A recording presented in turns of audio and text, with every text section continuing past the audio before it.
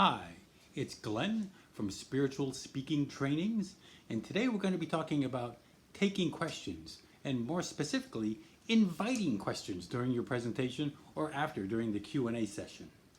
Now, it's important how you do this, and because a lot of times speakers will say at the end of a presentation, "Are there any questions?" And everybody just sits there and doesn't do anything, because "Are you any questions?" is actually a closed-ended question. That's a yes or no. A much better way to do this, and the way that lots of people do it and I do it, is, so what questions do you have?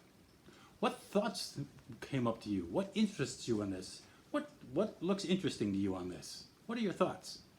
So that's just the wording that you use. And the other thing is actually a body language thing that goes with it, because I've seen a speaker do this. "There aren't any questions, are there?" I actually saw a speaker do that.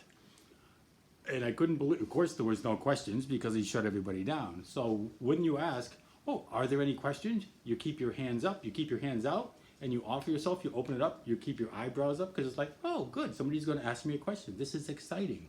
So, and you invite something, and you step a little closer to the audience, especially when someone asks a question. You take a step forward towards them, and you look at them and you go, "Oh, great, you have a question? Terrific." And once they ask the question, you can say, "Thank you for that." We all hear "That's a great question," and that gets really old really quickly. So what I always say, "Thank you for asking that. Thank you." Always thank the audience. "Thank you," or "Great."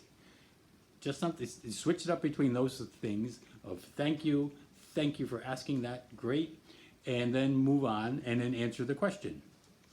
So that's how you invite a question. Now you can even do an inviting a question during a presentation.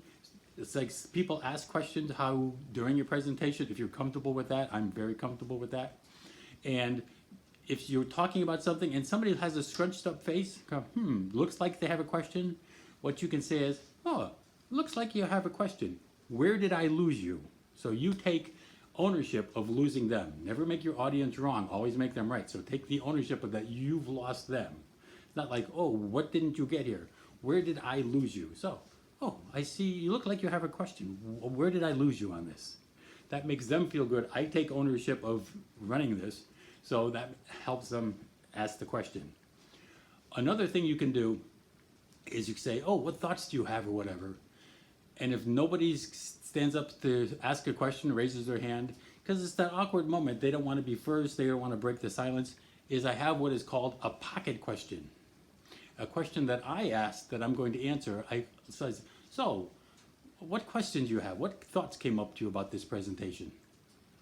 And nothing happens. You will count like 15 seconds. Before it gets uncomfortable, you say, "Well, a lot of times people ask me this. This is the question I get a lot.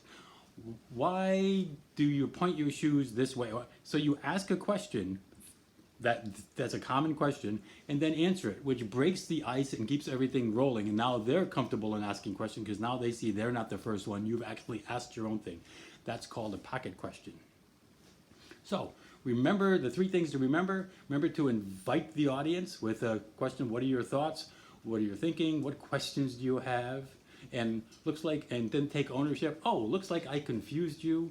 Where did I confuse you?"